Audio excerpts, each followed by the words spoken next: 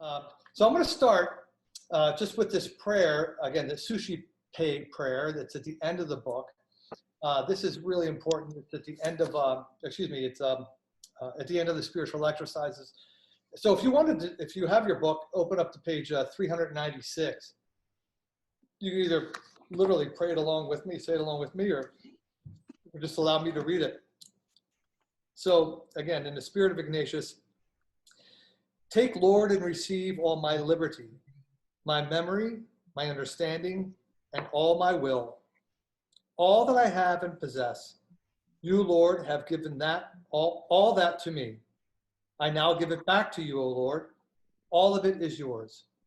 Dispose of it according to your will. Give me love of yourself along with grace, for that is enough for me. And so we ask our good and gracious God to continue to bless our meeting in particular, especially bless all of our current students and faculty and staff. Again, these are very trying times for a lot of families have been affected by this pandemic, maybe even many of our families here on this call. May all those who have been sick find healing in mind, body, and spirit. May our country heal and come together, and may our university and all those who are called royals be blessed forever. In his name, amen. All right. Amen. So one thing I'll comment, and actually on the last 2 pages of the book, basically 396, 397, Jim Martin makes this point too. That prayer that we just said, seriously, that is, prayed seriously, it's done once in a lifetime, if we're lucky. And otherwise we can remind ourselves of it, or we can aspire to it. He, in fact, I think, expresses the opinion, I still don't know whether I've ever done this prayer fully. And I think all of us could say that. But at any rate, there's a great deal in it. But certainly we can pray it by way of aspiration, of hope that we will grow into that prayer and so forth. But I thought I'd just say that. amen. All right, so I want to do a little bit of housekeeping first. So people have asked this before. So today, Father Reddington and I are drinking a wine called Kivera. And a friend of mine sent this to me. He lives in Boston, and he really likes wine. And it's a Zinfandel 2016 from Dry Creek Valley, Sonoma County. Yeah, it's a delightful little wine, very light, but it's really nice. And my friend is a big lover of this, and it's not expensive, he says, so it's really nice. Yes, a dark red, quite nice. Yeah, Zinfandel. And this isn't a commercial, but anyway. Yeah. So at least I didn't see any money. The other thing is, we've enjoyed doing this so much that we will continue doing the book club. So you're going to be getting something if you want to continue. We thought it would be nice to do Barking at the Choir, which is another book by our friend from Homeboy Industries, Greg Boyle. That was his latest book. And I must admit, I have not read this. So I'm really excited about reading this. And so that will start shortly. So you'll be getting some information about that. And of course, we'll open it up to everybody else as well. But I think that's it. Now, Lynn or anybody else, is there any other housekeeping, Marge or Alex? Or else I'll go right into start a question and get people talking. I don't think so. All right. All right. So again, there's a lot of territory to cover here. So again, we're just going to open up to some of your questions. But I do want to open up maybe with, we'll just start with chapter 10. Okay, just because that's where we were. More by deeds than by words, friendship, and love. Was there anything in particular that any of you found interesting? Again, I write notes all over my books. I don't know what you all do, but if you look here, I write notes and put arrows and all kinds of stuff. And so again, I can start us off with certainly some questions that I had about this, but I don't know if anybody else had anything they wanted to start off with about what they thought about, again, what he had to say about friendship, about love, about loneliness. I believe that was a part of this. The sense of growing in gratitude is a big part of what he has to say here. Friendship and freedom was one of his really good topics, I thought. So again, I don't know if anybody has a specific question about anything in chapter 10. If not, we will come up with something, but I want to give somebody a chance to quote unquote raise their hand. So, and I hope somebody's really looking at that, because Alex, I don't know if I would know if somebody were raising their hand. Father Pat, I'll let you know if somebody's raising their hand. Thank you. Actually, Alex, could you raise your hand for a second? Just so I can see what it might look like? Yeah. As soon as I see that as an option, I definitely will. She's not tech savvy enough to raise her hand, not in the photo. Will somebody else try and raise their hand? Maybe I can't because I'm the host. I can raise Okay, my so- hand. Okay, so Mara's raising her hand right now. Yeah. Pat, there's a icon up top that says participants. If you click on that, you get a list of everybody who's on the call, and you can see that they've raised their hand by hitting that blue icon. Do you see the thing that says participants in your upper right-hand yes. corner? Yes. And then you can see who has it. Oh, I see. So like Mara's got her hand. I think I see a blue hand. Yep. That's right. Okay. That means that person has raised their hand to speak. Does it show up here? No, it shows up over here. Okay. I think Benefits of COVID-19. Anybody who's done Zoom meetings has had to learn this. Amen. Unfortunately, I do Zoom meetings. I didn't know that. But I'm a You're Luddite. waiting for this. You're waiting for this. I know. I'm just like, Oh, hey, yeah, Chris is just people waving. yell out. So again, so I don't know if anybody again wants to start us off with any kind of a question or a comment, but we could certainly we could certainly chime in to get chum the waters, so to speak, if you're interested in that. Yes, questions from you are better. Father, I did like fathers. Yeah. I really did like on 254, the quote from St. Ignatius about friendship. I thought that was a really, I don't know, it just struck me. Yes. And I really liked perfectly it. put. And I just wanted to kind of, I just thought that was a great passage about, with George, and I just thought it was a really good passage. Well, now I never had to do this in my novitiate. Maybe Father Reddington did, but there was something called chapter, where you would have to, you would be with your peers, and they would literally, people would say, you would like, I don't know if you'd be in the middle, you'd kneel down, and they would say, Brother Jim talks too loudly, or Brother Patrick whatever, chews with his mouth open, whatever. And people would say, they would give you that kind of feedback. How often did that happen? Well, they'd start, it was transparent that we were all beginners, because somebody would start off by saying, Brother Reddington is really a great Latin student, but he's a slob. So, that's a sort of thing. And you would give admonitions, in other words. And it is not easy to give admonitions. It is even more difficult to take admonitions, but they are helpful. They have been in my life really quite helpful, and I hope I have helped some others in that. Actually, with respect to that quote from St. Ignatius, that I'm not sure that I'd seen before, but it seems like great help to progress to possess a friend who's privileged to point out to you your failings. Okay, well, he institutionalized that is, St. Ignatius institutionalized that rather well, I think, by having it in the constitutions of the Jesuits somewhere, that every Jesuit community has to have an admonitor, that is someone who is appointed to admonish. If it's just admonitor without any other words attached to it, that's to admonish the rector, to admonish the superior. So if, for instance, Father Keller is our superior, okay? And as a matter of fact, Father McElhenney, our greatest elder, is the admonitor.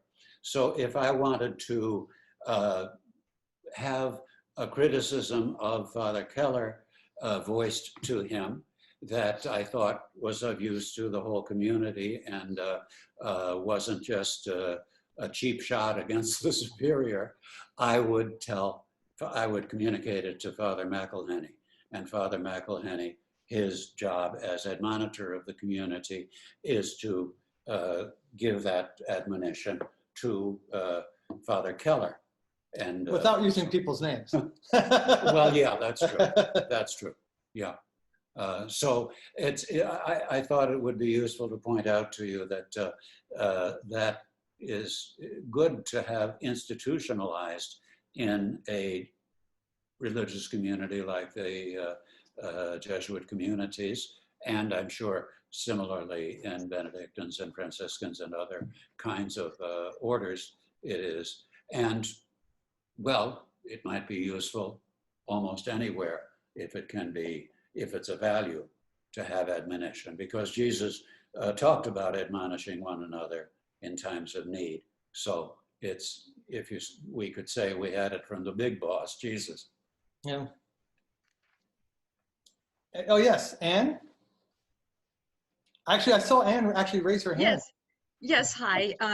I wanted to comment on the quote from page 263 that first made me laugh, but in all seriousness, it's after a few minutes of complaining, I said with mock seriousness, "My life is such a cross." Without missing a beat, he said, "Yes, but for you or for others?" Yeah. Yes. Amen. Yes. That's funny. Actually, I see other people with hands up. Mary Ellen, is your hand up? Mary Ellen? Donna's is. Okay. Okay, I'm sorry, I just unmuted. Yeah, I just thought that it was so amazing that he talked about a kind of pathway for friendship, and I don't think that's something people really talk about too much. And I thought it was helpful, and I don't know, I didn't expect it. So I thought that even in a Jesuit society, that there's still, rules for friendship, and there's still a pathway to friendship. And I love. I think we lost you. We lost you towards the end there, Mary Ellen. Oh, sorry, I don't know what happened. Okay, well, we got it pretty good. At Okay. least something occurred to me. I don't know how many of you have seen The Exorcist, but that's one film that did this aspect really wonderfully well, because the exorcist, who was played by Jason Miller, had a hell of a lot on his shoulders and on his head and on his soul and heart and everything else. And one friend of his in his Jesuit community there at Georgetown was played by a guy who actually is a Jesuit and actually a spiritual writer, Father Bill O'Malley. And those portions in which he was talking with his friend Bill O'Malley, and Bill was bringing things to his attention as well, was, I thought, a terrific example of how friendship can be helpful among Jesuits. Thank you. Well, A little trivia there. Jason Miller is a Scrantonian, has an honorary degree from the university, and yeah, the championship season was filmed in part of it at the university. yes. Oh, was it really? That's a great work. That's a Tony Award winning. That's his own play. Yeah. Jason Miller. Yep. That's a big deal. That's right. I forgot about that. Useless information. Sorry. And, well, and another sort of kind of useless information. Can you hear me? Yeah, Amy, we see you, Amy. Hi. Is that I had the privilege of being directed when I was in high school by Father O'Malley, and talk about the friendliest Jesuit. He made everyone feel friendly, not just his fellow Jesuits, and when he was in the movie The Exorcist, but when he was directing musicals at a Catholic, a Catholic high school in upstate New York, and I felt privileged to call him a friend during several rehearsals. Great. He was at McQuaid, no? Yeah. He was at McQuaid. I was at Mercy, but he was at, yeah, he Right. was at McQuaid. Uh-huh. Uh-huh. Yeah. Just one other little, Chris and the rest of you, just one other little interesting connection. The director of that championship season on Broadway, who also won the Tony Award that year for directing, was an ex-Jesuit from my own class, my own year, A.J. Antoon, who was a protege of the great Shakespeare in the Park impresario. I forget his name at the moment, of course, but another sort of Jesuit connection in there. Now, sorry, Delight and Donna have had their hands up. So Delight, do you want to add something? Yeah. I was just gonna, I was looking at page 234 with the presupposition. Yeah. Where he says, I guess Ignatius in the presupposition says, we ought to be more eager to put a good interpretation on a neighbor's statement than to condemn it. So in other words, always give people the benefit of the doubt, which is something somebody taught me 20 so years ago, but it's still hard to practice it all the time, and just to keep that in the back of your head and remember to do that. Well, and just to add something about admonishment, Ignatius does say, if somebody does need correcting, and sometimes we do need correcting. I mean, again, your children, people's kids, need to learn how to do things and navigate the world sometimes. And so, but to do so again gently, to say, not to slam it down someone's throat, to say, well, again, there's a way of inviting a conversation. And this was especially important for Jesuits at the Council of Trent. Again, this was the first big Catholic council after the Protestant Reformation. And Protestants were invited to this council. And so the Jesuits were conversing with them, and Ignatius said to them specifically, do not argue with them. You can debate things, but always be friendly, listen. And then at the end, you would always say, and I don't know how to say it in Latin, but you would finish a statement and say, but I will regard anything that's more truthful or something like that. Mm-hmm.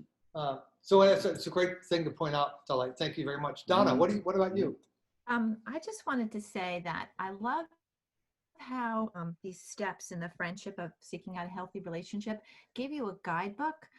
I think today our world is so secular. There's always these self-help books out, and it was so nice to be validated in reading them, because I feel, that since I grew up in a Catholic church and went to parochial for 12 years, you always heard these things, but this book so made it real and specific of the steps associated, like a validation, so to speak. I loved it. I really did. I wish that, I had this guidebook when my kids were little, or I was little, that, oh, look what St. Ignatius said of how to approach this way of healing, or saying, I would like to point something out to you, but, give the person the benefit of the doubt. We were all told those things growing up, but this really gave you a guidebook. And for that, I'm really grateful. I'm going to carry it forward with me. So I really liked that when he spelled out the steps. Amen. And all, again, based in gratitude. Again, the end of this chapter, this idea of gratitude, an attitude of gratitude for any of you Phillies folks down there. But how beautiful is that? I mean, and Ignatius, I think for Ignatius, the heart of all prayer comes from gratitude. Everything, again, that prayer that we said at the beginning, if you can get to the point where you can really say sincerely, again, Lord, if you want to take my life right now, that's okay. Again, that's a powerful statement of giving over. But that's a great gratitude. You've given it to me, so you do with it what you will. And so the gratitude is a big, big part of prayer. I think for a lot of people, Ignatius, it's at the heart of Ignatian prayer. Mm-hmm. And just one other thing, it's hasn't exactly been mentioned yet, but we've brushed up against it a little bit. And it bears upon conversation and life and interpretation of our lives in these days, because the term humanism is used a lot. And often, too often, it seems to be assumed that there are only kinds of humanism such as secular humanism or atheistic or agnostic humanism or what have you. And I just wanted to mention that people of a Christian and perhaps even more so of a Jesuit upbringing or education to some extent are very much and very legitimate from the beginning humanists, because all these guys who formed the first Jesuits were educated at the University of Paris, and Paris and the other universities of Europe at that time were filled with Christian humanism. The two greatest exponents of it are probably Erasmus, a Dutchman named Erasmus, and St. Thomas More, who became chancellor under Henry VIII, you may remember, and lost his head for it. But at any rate, Christian humanism and Jesuit kind of Christian humanism as being one of the sorts of Christian humanism coming out of the Renaissance and coming all the way up to now, that secular and atheistic humanism doesn't have the corner on the market of humanism at all. Amen. I got to toast that. Mm-hmm. I hope somebody else is having a glass of wine. I'd like to just say something on St. Thomas More. It's just an aside, but growing up, the main picture in our living room was St. Thomas More, and next door to him was Bishop Sheen. All right. Gotta have Paul Sheen. Pretty Yes, good. Pretty good there. Yeah, Pretty my good mom there. was a big humanist, so Yeah, yeah. All right. Well, let's move on to the next chapter. Again, some of you might find this interesting, some not, and it depends on what your question is. Obedience, acceptance, and suffering. I do find this an interesting chapter sometimes to talk about it regarding our lives, and people go like, you guys really do stuff like that? And so I was telling, Jim and I were talking, of course, we talk about this material before we come before you. And we were talking about obedience, and like, it's strange at times, even for me at 56, that I have to ask permission to be away for a weekend. So if I'm going to go away for a weekend, I need permission from Herb Keller to do that. Now, again, it's just kind of granted. But if he knew, let's say, for instance, let's say he suspected I was having an affair or something like that, he might say, no, I don't think that's a good idea.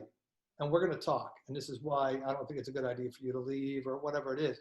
Or maybe I had a drinking problem and I was going to go out to some cabin and drink myself into oblivion. So obedience is really an interesting thing in our lives. And sometimes I must admit, even though I've never had an issue with it, like in the sense of somebody ordering me to do something that was so against what I wanted to do, it is a little bit strange. But there's a gift in that too. And there's a humility that we seek as Jesuits. And again, when you think about like what we were talking about, the gratitude and this prayer, all of these things all point to, the vows, point to trying to get to a place of freedom. If Jesus was obedient to the Father, well, I'm hoping that my superiors know the bigger picture and they're going to send me to a place where I'm going to be thriving or whatever it might be. So I don't know if any of you had any questions about anything in this chapter. There's certainly some stuff about suffering that's interesting as well. So anybody have anything to say about this? We don't have to talk about any of this, or we can talk about all of it. I wanted to say something. Sure. On the obedience part, the tremendous respect for you for the trust you have in Father Keller. That was just an example, but in general, in a world today where we're like, oh, well, trust is a big issue. The book teaches you how to discern that too. Like you're tied by certain, rules, but I just wanted to bring that out, put that out there, Father Pat, like trust, like with obedience. It's for me not being in the sisterhood. It's hard. Like, and people do say, Jesuits often say that, believe it or not, it's the hardest of the vows. Really? Chastity is difficult when it comes to like of course, relationship, having someone really that intimately close to. It's not just sexual stuff. It's of course sharing a life and sharing your life and loves but obedience can be really tough. But like I don't know if you actually asked to go to Zimbabwe, but this young man right here was teaching at Georgetown University and a very popular professor, and he was asked to go to Zimbabwe to help start a university that's thriving now called Rupe University. I'm sure that was asked, because he was the right guy to do it. He's got the experience, he's got the international bona fides, all that stuff. I couldn't have done it, but he could. And so he was asked to do that. And so as a Jesuit, he says, well, yeah, I'm going to trust that this is where God is calling me to be. Yeah, that was a process that took 2-3 years, maybe 4 at least, to get included on the faculty of this college to be, and so on. So yes, there was a consultation a lot with not only my local superior at the time, the rector of Georgetown, but with my provincial superior, who was over the Maryland province of Jesuits and so forth. So yes, enough about that for a second. Yeah. Mm-hmm. Now I see some people I don't know if Mary Ellen and Donna well, Robin, she's new, got her hand up, and maybe Maura too. But Robin, what do you want to add? You got a hand up? Robin? All right, we'll come. Oh, there she is. Oh, where you are. Sorry, okay. I was muted. Okay. So I wanted to on the issue of obedience, I really identified with and sympathized with Father Martin when he tells the story of, he had fallen in love and he spoke to his spiritual advisor, and he was actually delayed in a year from progressing in his studies with the Jesuits. And yes. You don't, I felt that was such an open thing for him to include in his book, because he touches on the embarrassment and how he didn't feel that it was right. And, it's such a typical experience that we all have failures in our life. And you don't necessarily think that men and women who are in religious life experience that type of failure and setback. So I thought that it was really touching of him to include that. Amen. Excellent. And of course, our beloved apostles and disciples, they've got a real track record of making mistakes. And so we have to, we're gonna, at times we do need correcting and admonitoring, which I don't know what the right word is. Oh, we have lots of people asking her. So, one last thing on obedience, if I might. Jim Martin gives the case very well of Father Bob Drinan being ripped out of the U.S. Congress by the Pope suddenly and without any sort of warning or recourse, without any appeal, if you will. And Jim does it very, very well, but there was one thing that either he doesn't know about, or at least he didn't put in. But I happened to be in India, where I do a lot of studies and so forth, at the time, or near the time, when Father Drinan, who was a friend of mine because he was in the Georgetown community, we were in that community together for so many years, when that edict came down literally from on high. And the one who in India who reported this to me was a Father Jerome Aishala, who is a major author on the subject of Father Pedro Arrupe. He has done several of the books on Father Pedro Arrupe, so he really knows the society and is a big hitter in his own right. But he said, I listened and I heard when Father Drinan was giving his press conference after the Pope took him out of the Congress, and one of the reporters asked, and it was perhaps one of the first questions asked, have you considered leaving the Society of Jesus and the priesthood and continuing in Congress? And Father Drynan's answer was one word: unthinkable. And to those who know Father Drynan, that's precisely the way he would talk. A one-word answer filled with emotion: unthinkable. And it was, even though it's very thinkable option. So we're just going to go down. Mary O'Neill, we'll just go down and I'll call on people. We have a number of people. So Mary. Yeah, hi, great to see you again. On page You've 284. never looked better, Mary. Huh? You've never looked better. It's been a hard day with a new dog. You don't want to see me. So 284, and I love that Father Martin can draw on so many women voices in this book. I felt really good about that. But when Janice says, "Can you surrender to the future that God has in store for you?" That just felt like such a gut punch in this time where the future feels like it has that lead curtain that the dentist puts over you when you take an x-ray, that there's just nothing that can get through. And that just was scary, and I don't know, it just was a statement or a question that really struck me. Amen. Amen. Well, thanks, Mary. How about to Carolyn? Hi, Father. How are you? Hi. Hi, can you hear me? Okay. Yes, and see you. So when I read these types of books, I find that I read like a chapter or a section, and I put it down and I kind of ponder upon that. And Walter Chiswick, in this chapter, I have an e-reader, so I can't say the actual page for you because it's going to be different. But when he talks about, accepting the reality of the situation. And so I went to bed that night really thinking like what that really means, and really pondering on that in terms of obedience and accepting that in my life, accepting the reality of the situation.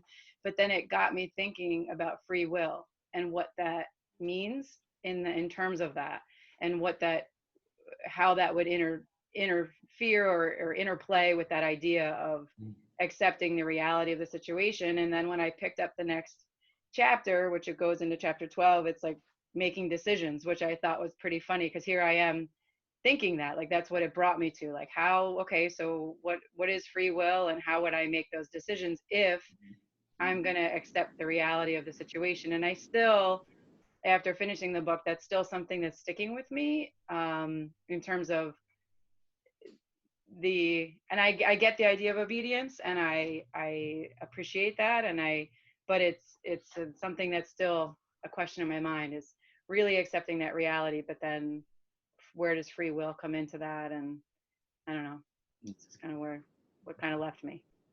Amen. All right. So, okay. Thanks a lot, Carolyn. Yeah. Angel. Okay, I'm pretty sure this was the chapter. You have to forgive me because I listened to the book on Audible. I loved the part where he talked about finding God in his suffering, and how at first he couldn't see God in anything, in any of the suffering when he had the surgery, and he couldn't write, and he thought, "What are you doing, God? I'm a writer and I can't write anymore." Yeah.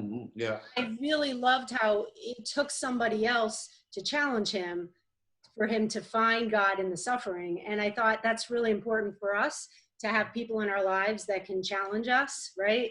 And be able to ask those tough questions and help us to see God in the situation. And especially today, and what's going on today. So we need each other more, and we can be with each other less right now during this pandemic. And so I think it's really important for us to reach out to people and be, communicating and helping each other. Amen. Amen. Yes. Thank you very much, Angel. It's terrific. Brian. Yeah, 40 years since my graduation, coming up on that fine anniversary, and I'm still plumbing the depths and beginning to understand, first with the Heroic Leadership book, and now this book, which I'm also listening to on tape. Fascinated by the discussion about obedience, and what a blessing it is that you have this trust among yourselves And I'm thinking back, and let's tell a quick funny story about my mentor at Scranton, the infamous, the notorious Edward Gannon, S.J. Oh, yes. Who, when I told him that I wanted to go abroad, he said, where are you thinking about going? I said, well, I thought I'd go to London or someplace like that. And he said, what language do you have? And I said, German. And he said, you'll go to Austria. You'll go to Salzburg. He didn't say, I think you should consider going to Salzburg. He said, you'll go to Austria. And I did go to Austria. And it was, as our fine dean back then, Bill Parente, said, I studied beer, and it was the best educational year of my 4 at Scranton. Not my best academic year, but I trusted Father Gannon. I did something that, in retrospect, I would never let my children do, and it did. It took a lot of guts. He said to me, "It's going to take a lot of guts," and I was like, "Well, I'll show you, you SOB." Yeah. But it really, it was a special bond, and it formed me, and I could go on and on about how it formed me, but I wanted to connect it back to that word, because I wouldn't have thought that the concept of obedience would have dominated this call, but I get it now. It's really, really valuable. Yeah, good. Well, Brian, when you think about, again, the friendship and the trust that you had, of course, with Father Gannon, I mean, that was worked on. I mean, you had a relationship, and he knew you, and he loved you. You know, he loved you enough to challenge you to say, come on, Brian, you know, you speak English already, so you have to drive on a different side of the road, or whatever he's thinking. But again, there's a relationship there that takes work and togetherness, and that's all a part of it. Again, there are times when we Jesuits do have issues with obedience. I've been very lucky with all my superiors. I know other guys have thought they've been shit on, so to speak, or whatever. And sometimes I've had to challenge them. I'm like, dude, step up. It's like, this is the society of Jesus. This is what we got to do, period. So anyway, but he clearly knew you and cared for you. And that's part of why that worked, I think.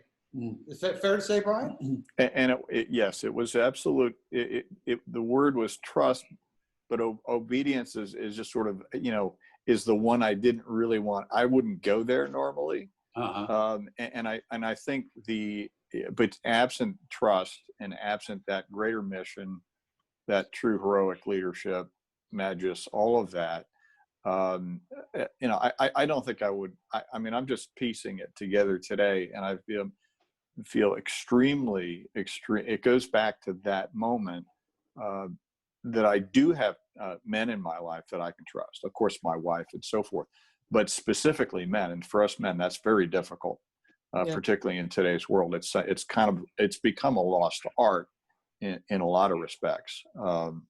You know, where we kind of ride the range. You know, the Marlboro man. That's not the way it's been. That's not the way it ever was, except for this generation.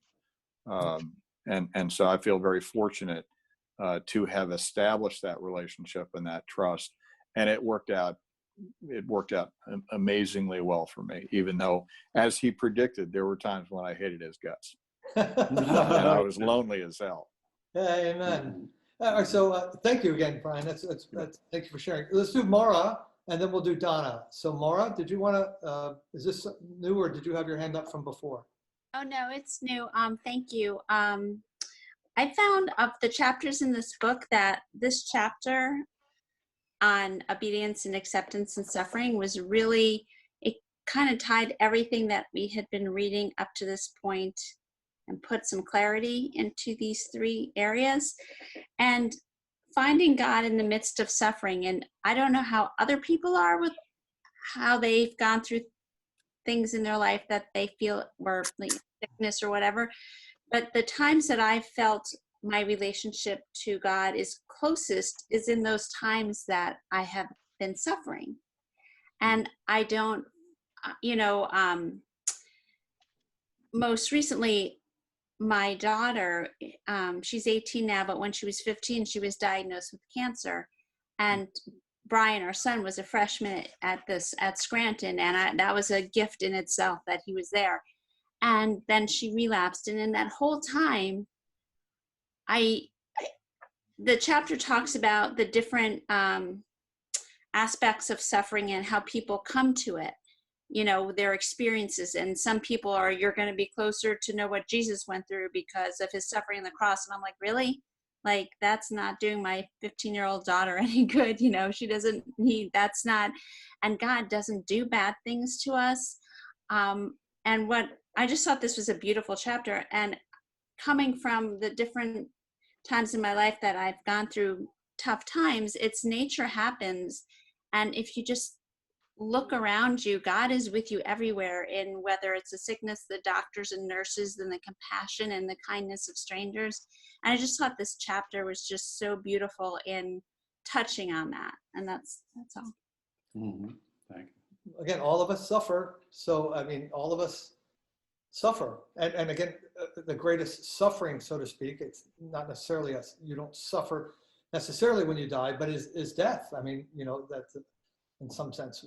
Sometimes has pain. Yeah. And often. But just the loss of life, and whether you're a young person or an older person. And so we all have to face that. And again, these are like things we can put on our toolbox, I think, to help us along the way. Thanks again for that, Maura. Donna, you've been waiting patiently. God bless you. Thank you. I wanted to say, in addition to what Carolyn brought up, it was beautiful about free will and the obedience part, that when he talks in the next chapter, because the book is so well written, of how you start thinking of the chapter and then the next chapter you find the answer and how to deal with it. He talked about dissonance and what was the word? Consolation. Yeah.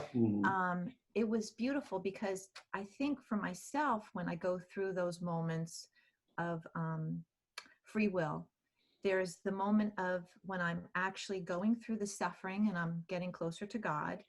And then when I have to make a decision on free will, I make it at that point.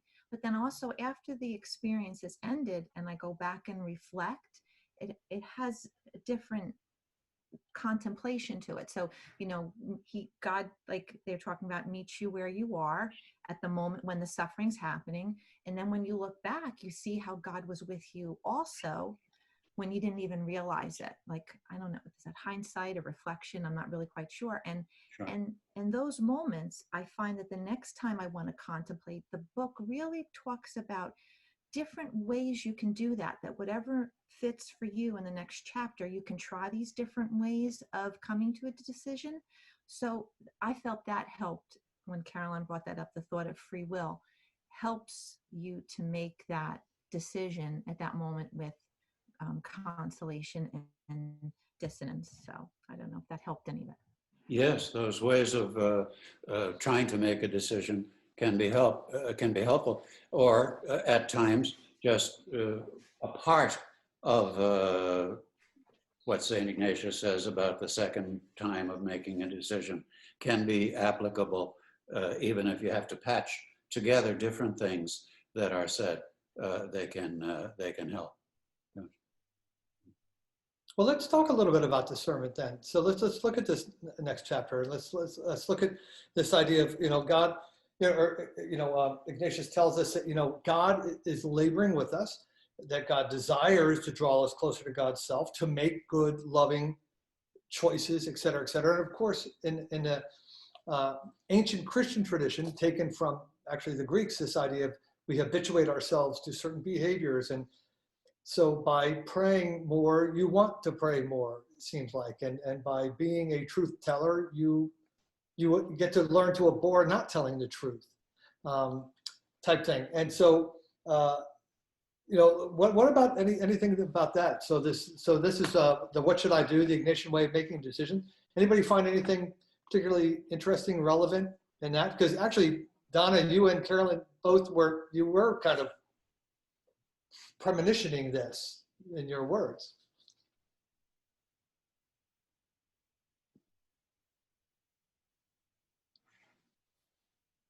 Oh, Chris, I'm sorry. There we go. I saw your hand up. I saw it here too. There you go. So I would say that two things that came to me on 306 about indifference. He writes about being the indifference. And the amazing connection that this Zoom thing does for us.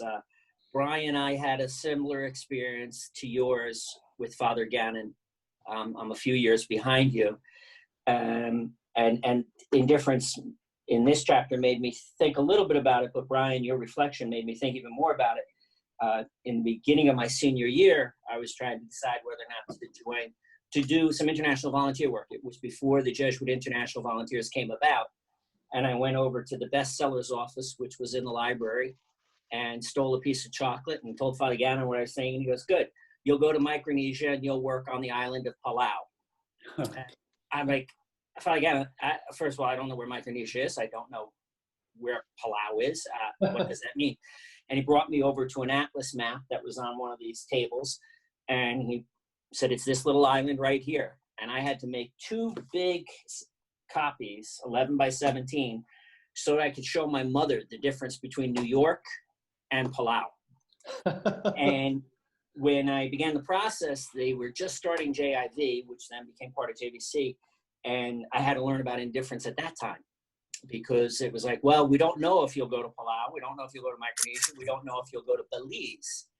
And I said to Father Gannon, I've already told my mother I'm going to Palau because that's where you told me I was going. Sure. Said, well, you know, you'll go wherever they tell you to and you'll like it. And that was it.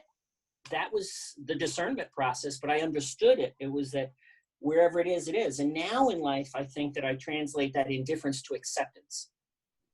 And that acceptance doesn't mean I have to like it. It doesn't mean I have to approve of it. It just is. I have to recognize that it is.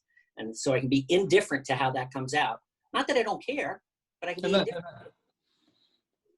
Let me just add a humorous thing with respect to something I've already referred to, Pat started referring to, my going to Zimbabwe in the midst of 16 years of teaching at Georgetown. My nephew, who's named after me, Jimmy, and he was only about 6 or 7 years old at this time. And I phoned down to Chambersburg, PA, where they live, and said that I just got permission to, and I'm very excited about going to Zimbabwe. And so Jimmy ran into the living room where the family has a globe there, you know, on its axis and so forth, that you can look at the whole world map. And he finally found out where Zimbabwe was, and he came back to his mother and said, he couldn't get any farther away from us if he tried. 10,000 miles. And of course, he said that was the point. No, I'm just kidding. Right. Well, that's what they were afraid of. That was the point. It wasn't, but anyway. But Chris, one of the points that you make that I think is also very interesting about indifference, you're right, it's not caring.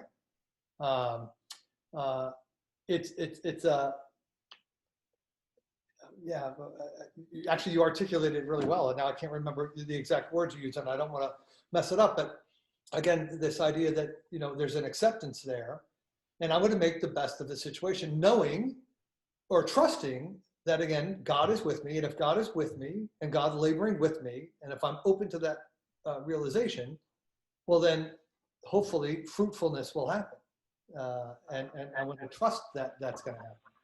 So thanks. I think that was there's not, indifference doesn't mean we don't care.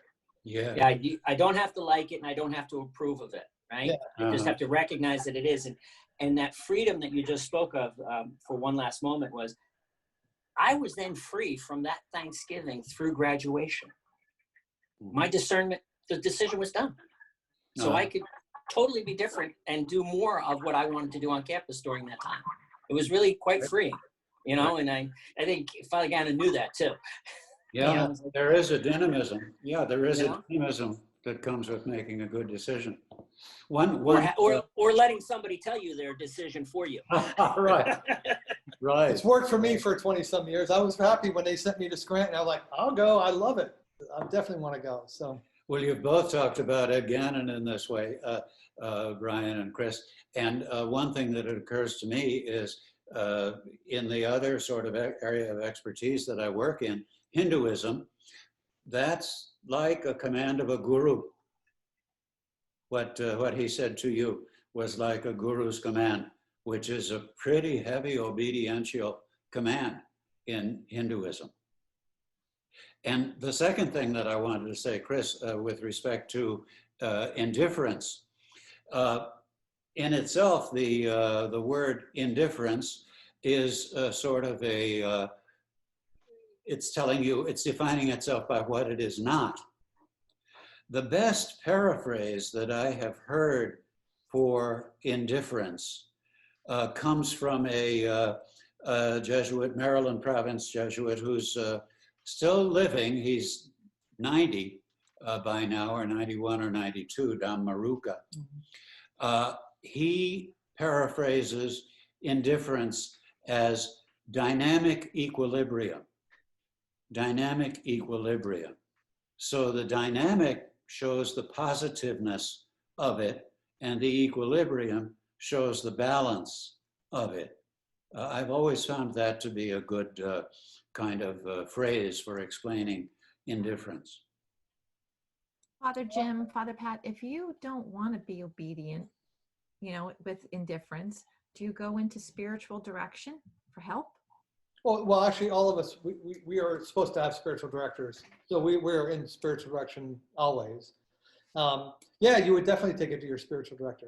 And now again, let's say, for instance, the provincial said to me, again, Pat, I want you to go to Mali tomorrow to teach physics or to teach pre-med or some biology or something. Because I go, okay, listen, it's not the Mali. I'll go to Timbuktu. I don't know jack about biology. So I don't know if that's going to be, I don't know if that's a good decision. However, I'll think about it and pray about it. But yeah, that does happen. And sometimes I think, again, what I said before about that being, obedience being the hardest one. Again, my friend here was at Georgetown, a great university, had a great community there. It's a big community. He loved it there. And yet he was free enough to go, indifferent enough to go to Zimbabwe to build something really beautiful. That's really cool. Royden Davis, some of you may know him, remember him when he was on campus. Royden was a beloved man, a dean of student affairs at Georgetown for many years. Beloved figure in the history of that place. He was asked to come here to be the rector. He didn't even think twice. Absolutely. He could have easily lived the rest of his life in easiness, so to speak, in comfort. I know everybody here. Instead, he said, absolutely. If I'm needed up at the University of Scranton, I'm going happily. And he was a beautiful, beautiful man. I hope some of you may have known him. Anybody know Father Davis? Yeah. Chris, do you? Lisa? Yeah. I couldn't, he was spoke, dean of the college. Yeah, he spoke very quietly, of course. Oh, yes. And sometimes I couldn't hear. Notorious for that. I couldn't understand a damn thing he said. But he was a beautiful man and a great spiritual director. So what about the Be Who You Is? And by the way, if folks have to go, obviously, you've got to go. These conversations are so wonderful. But what about that Be Who You Is? About indifference. Recently, I heard a very, it's actually a psychologist friend of mine, and I thought this was so meaningful. We were talking about love and hate. And, you know, and he said to me, he's actually a former Jesuit. You would both know him. And he's now a psychologist. And he said to me, I knew him as Father Morgan, but now he's Ollie Morgan. Yes, he has a big hit book now. Yeah? He does, and he is a dear friend of mine from when I was at Scranton Prep. Okay, and he's just been with me for years. And so we were talking about love and hate, and he said to me, you know, actually love and hate are very much the same emotion, but when people become indifferent, they're healed. And I thought that was like, you know, I didn't really appreciate it till we were kind of like talking about, you know, indifference as acceptance, like what Chris said and stuff like that. But I thought that's an interesting, you know, love and hate are the same emotion, just different ends of the spectrum. But indifference is when you're healed. I thought that was very pertinent. And another thing he said to me recently, because, you know, he deals with a lot of our oncology patients, and he said to me, you know, in suffering, there's dignity. Amen. Amen. And I thought that was, you know, in the spirit of like what we're talking about tonight, like, you know, these were separate conversations, but I just thought so pertinent to what we're talking about tonight. So yeah, just wanted to share it. I thought his words were very meaningful. Amen, Lisa. Thanks. Yeah. All right. How about a little bit of Be Who You Is? He's such a good English student, isn't he? Be Who You Is. But I love this. Again, this was, I particularly enjoyed this chapter. So again, any thoughts about this in particular? Anybody write down any notes about this in particular? Hi, everyone. I'm looking on page 327 under the drop of water, And sometimes I find myself, I can be trapped in this easily. If you're going from one bad thing to another, the enemy will encourage you to continue. I know I'm a complainer, although I like to try to convince people that my complaining helps me solve the problem, but it has a very negative overtone. And sometimes after a long day or a challenging situation, we find ourselves complaining and we just keep continuing that. But it's bothersome for other people to listen. And while it might not be outright sinful, it is a little bit evil because it brings people down. And sometimes it's easy to continue doing that kind of behavior. Oh, absolutely. Matter of fact, yeah, again, evil disguises itself as the good often, you know, again, Yeah. righteousness. I don't know how many of you, again, you don't have to, I'm not going to ask for a show of hands, but I saw that whole docuseries, The Tiger King, man, that was crazy. I mean, those people are nuts. But it was really an interesting study, I think, of how evil can get a hold of people. Again, ego and, you know, these people are all thinking they're doing the right thing and they're blind. And even their friends are going, dude, that's really not a good idea. And they're going, oh, no, I got it. And then, of course, it all just goes to hell in a handbasket. Evil does do that. You're right. Yeah. And that's when we need to take the gist of the book, at least for me, is to find God in everything. You know, it's easy to see God in the sunrise and at a baptism and at a joyous occasion, but God is there when we're suffering and when we need guidance. And we just need to keep looking because he's there. And that's when a little bit of the obedience affects everyone. If we're married or if we are living a religious life, because when you just can listen more than you speak, you can hear things. Ding, ding, ding, ding, ding, ding, ding. Yes. Thank you, Anne-Marie. Yeah. Well, I would say too, that I can think of one Jesuit in India whom I know, probably the most brilliant Jesuit I've met in India, perhaps. Well, he and Tony DeMello, it'd be between the two of them for being the most intelligent. But he could, in one sentence, because it'd be an endless sentence, or in two sentences at the most, he could paint realistically the world and the entire immediate situation so black that darkness covers the earth and a thick cloud the people, as I think Isaiah the prophet says. And some people have, is it a gift or is it a curse or is it sometimes one, sometimes the other? You say you're very good at it. You know, in other words, describing something negatively and really bringing it down and being extremely forceful that way. The only thing that occurs to me is that maybe it would be best if you or Ignatius Pudiadam is the name of that guy that I'm thinking of, were aware and are aware that you can make things completely black and completely negative for people, for a whole room, a classroom of students or whoever, whatever group of people you're involved with, and that you should be maybe a little more indifferently or detachedly, I guess, with a little bit of detachment, aware of how easy it is for you to do that, and to a certain extent of how good you are at it. Because I think it's got to be good for some things. There are some situations you want to paint black. Anyway, I hope there's something in that. All right. So again, so we're after 8 o'clock, but I don't know if we're supposed to go to 8:30 or not. Again, we'll really stay here as long as it needs. Except for at 9 o'clock, I am going to be watching that the last of the Last Dance documentary about Michael Jordan. But again, we have a couple of chapters left. Are there questions that people had or things they underlined that they wanted to address? Yeah, I'm sorry, Donna again. Yeah. And then more. Did you get my email, Father Pat, about the spiritual direction? I'm sorry, say that again? Did you get my email about the spiritual direction? Yeah, I replied to you. Oh, okay. Never mind. Yeah. I'm done. Okay, thank you. Maura? You're muted.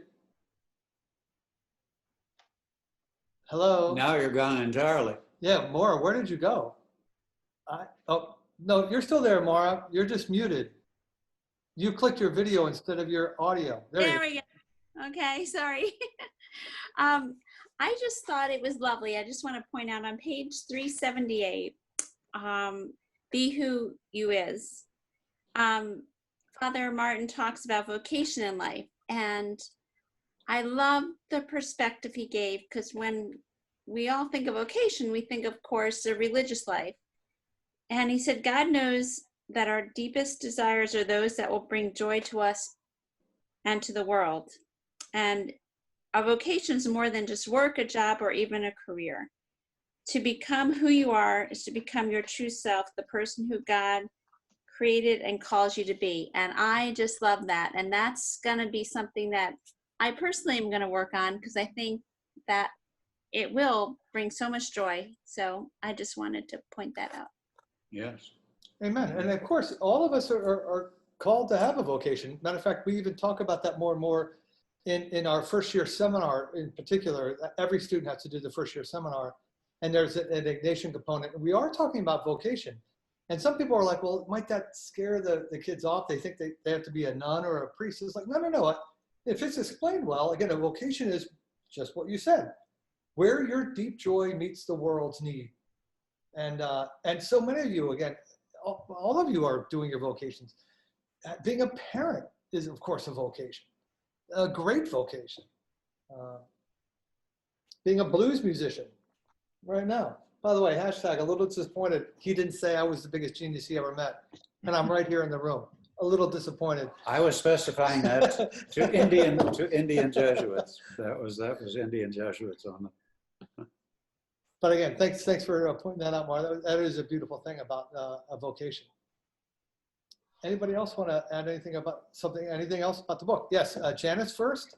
Yeah, I just wanted to state that besides finding these last two chapters just wonderful for myself, I find them really helpful in entering into discussion with my two kids who are both college age and trying to decide how they want to form their futures. And the tie-in between the decision making and being true to yourself, they really go hand in hand. And the point is to become your best self. So even if someone doesn't want to think of it in a religious way, just becoming your best self. I mean, that's just so crucial, and not caving into all the pressures they feel as college students for having the brand name this and how you're going to appear to other people. It's being true to yourself, but not in a way that you don't worry about the impact on other people, but where your fulfillment is, where you can make a contribution to the world, and that's your best self. Amen. Amen. If I could just add on, I highlighted on page 387, the slow work of God. That's a great, for me, that's a great reminder, especially at the very bottom. Give our Lord the benefit of believing that his hand is leading you, and accept the anxiety of feeling yourself in suspense and incomplete. And how often do we, between our jobs and our home life and our situations, do we want an answer now? Amen. And God already knows. It's our lifelong journey to discover it. And sometimes we're successful and it's easy to see, and then sometimes we struggle and he's still there. We just need to keep moving in that same direction. So that really spoke to me on that page. Good. Yeah, Chris? Oh, Chris, were you adjusting your thought? Who's got a question? Well, one thing about, again, Now, Delight, you're not going to get away without any question here. I see you. Delight Balducci. Yeah, I spoke earlier, but no, I mean, I sorry. think this chapter was fantastic, and the thing that spoke to me probably the most about making decisions was the consolation and desolation, and just once you think you've decided, just how do you feel about it, and is it something that excites you? And that's one way of knowing that's the way you should be going. Uh-huh. And again, isn't it interesting that, you know, in our tradition, well, at least in the Christian tradition, this idea that the desires come from God. God wants us to thrive, and God knows what will help us thrive. And the more we're in tune with that, you know, our desires come from God, and if we're open to that reality, they lead us closer to God, which helps us. It helps get rid of, at least in my world, or at least for me, it helps me with my anxiety or anger or whatever it might be. Because I know if I get upset, if I'm getting upset about something, that means that I'm not praying right. And I pray every day, but you know what I mean? Sometimes prayer is more, sometimes I have to go right back and go, nope, I have to just really pray for just peace right now. I'm really upset about something. I'm just going to ask God to give me peace. That's it. Even if it's just for this hour, this day, whatever it might be. But again, God gives us those desires, and they're holy. So anyway, it's beautiful. Thanks, Delight. That's wonderful. I have a question. It's Mary. Yeah, Mary, how are you? Yeah, good. On page 342, not a question, when he talks about desire, how did this happen through desire? And I work at a high school, a public high school, helping students think about career. And I've been using this book called The Desire Map, which is basically, the question is not what do you want to do, but how do you want to feel? And when you identify the core desired feelings that you want to feel in your life, it opens up your horizons, because those desires can be fulfilled in so many different ways. So for you, Father Pat, if your creativity isn't exactly being tapped in your day job, you know, your blues musician is feeding that, and that you have to look at your life as one whole and not just what you do from 9 to 5. And I think he touched on that as well, that if you're not getting it somewhere, you need to find it somewhere else. And I thought just having the discussion of desire, which is so kind of non-intellectual, non-reason based, I liked having it grounded in this as well as that other work. So that's all I have. Mary, could you send a, I'm just curious about this. You call it a desire map or something like that? Yeah, it's by a woman named Danielle Laporte. It's kind of new agey, and it's got a lot of journaling about how, you know, trying to identify your core desired feelings, like, do I want to feel creative or curious or brave or whatever it is? And then looking for people and venues to get those desires filled. So it's a non-Ignatian view, but it was really nice to have this Ignatian kind of grounding. Could you do me a favor and send that to me? The reason I say that is because, you know, again, I teach our first year students, or a number of them. And again, I'm always interested in language, because I'll say something and sometimes it just misses. The kids aren't being ungenerous. They just don't understand the language that I'm speaking almost. They can't hear what I'm saying. So I'm always interested in tools, because again. Okay, yeah, I'll post it. Yeah, trying to get young people talking about those things, or even contemplating those things. A lot of times they just don't do that, or they don't feel like they have permission to. And so I'm really interested in that, Mary. If you do that, that would be terrific. I'm really interested in that. What's it called? I'll hook you up. Is it called The Desire Map? The Desire Map, MAP, by Danielle Laporte, Laporte. Got it. Thank you. Great, thank you. Amen. All right, anybody else got a hand wave or anything like that? There we go, Mark, there you go. Hey, Mark, how are you? Good to hear. I just want to say, as opposed to what everyone else said, I actually didn't get to the last few chapters. And so I'm throwing myself under the bus by saying that, but I even debated whether or not to have this be the only call that I did not participate in, but I'm glad I did, because quite honestly, a lot of the comments that some of you have made have really motivated me. Not that I needed the motivation. I know I would have gotten to the remaining chapters. I just came off of finals and big reports that I had to write for end of semester, but I'm glad I was on, and really thank you to all of you that made encouraging comments, because it certainly gives me additional, not that I needed it, but additional motivation to read the book in the next couple of weeks. So Amen.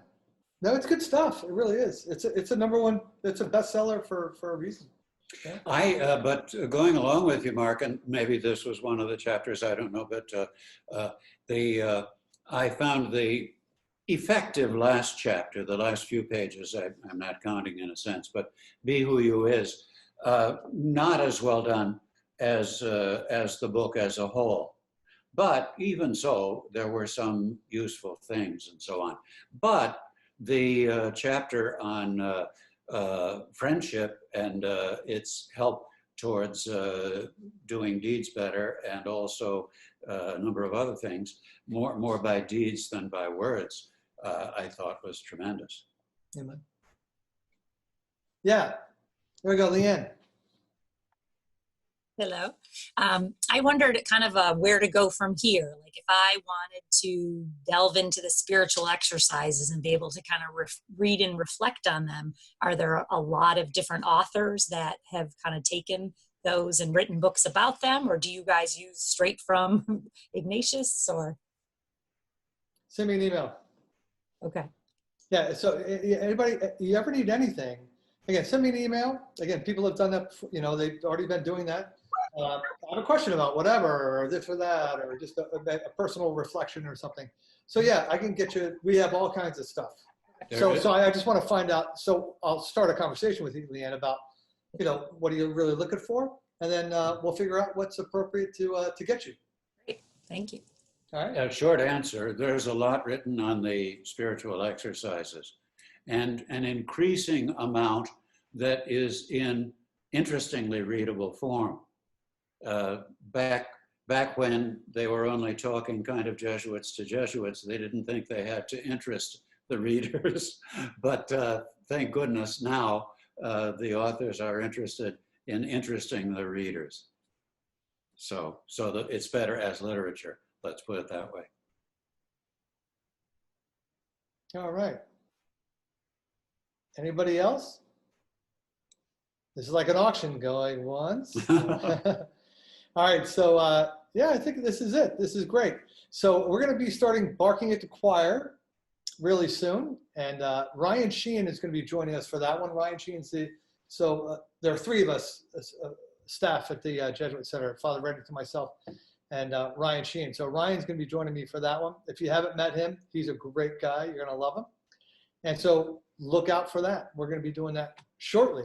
All right, so anyway, this has been absolutely wonderful. Yes, thanks very much. Wonderful session. Yay. Thank you so much.